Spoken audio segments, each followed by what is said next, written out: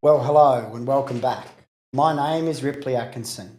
I'm the Australian Livestock and Commodities Manager for StoneX based in Sydney, where we're developing price risk management tools for the Australian beef industry with our Australian feeder cattle swap. This week, we look at how intense global beef demand, a shortage of supply in Australia, and added capacity in the Australian processing sector has driven cow prices to record highs.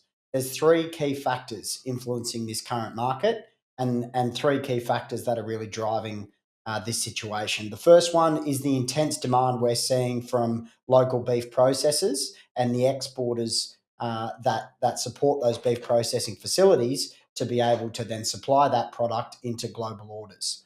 The second aspect is the US and the demand flowing back from countries globally for the product we're producing. It comes at a time when we're starting to see global or overall global beef supply soften, and that demand for product is flowing back to Australia. Now, Australian processors have a responsibility to fill those export orders, which are generally longer term supply arrangements. So, despite the fact that their profitability is coming under pressure, we are seeing that those demand signals continue to flow back because of the responsibility the exporters have to supplying it.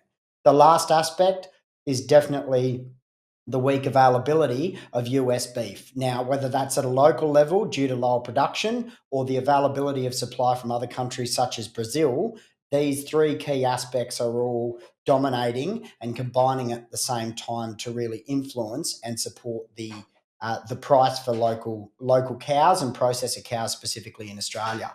When we look at the local market, we're seeing southern areas of the country deal with uh, a shortage of supply. Now, there's been herd liquidation and a large cow or a large number of cows processed in those regions over the last 2 years because of drought. And what that's done is really intensified demand from southern processors to search further north into the far northern reaches of the country to access slaughter stock to put through their facilities. Now, they dealt with a very difficult period during COVID and lost some workforce, and they want to retain that. So they must reach into northern markets to secure supply. Now, as a result of that, you are seeing intense, demand and competition across different processes, both in the north and the south. That's the first aspect. The second one is overall demand from the US remains very strong for Australian beef. Now, we know effectively that the Brazilian market or Brazilian exporters are locked out of the US marketplace due to the 50% tariff plus the 26.4% tariff on the out of quota rates. And that basically renders them uncompetitive in that US market. Now, that combined with the decline in US supply is a major aspect in this situation as well. When we look at the US supply, 2025 year to August cow slaughter numbers, they're down 14% on year to August 24 figures.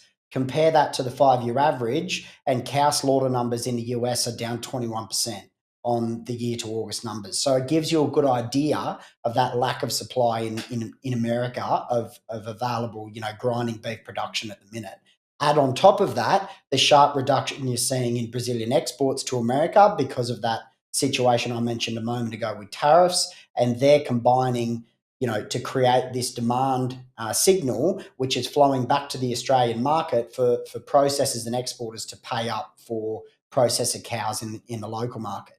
Now, on top of that, there is something weighing against this, and that's, of course, the Australian dollar to US dollar foreign exchange complex. We've seen that price or the exchange rate rally for the Aussie dollar against the greenback by around 2 cents in the last, say, 2 to 3 weeks. That's adding a little bit of pressure to margins and profitability on the price the Australian exporter receives in the US market. That is a situation to monitor and one to watch as the US Federal Reserve looks to cut rates further into 2025.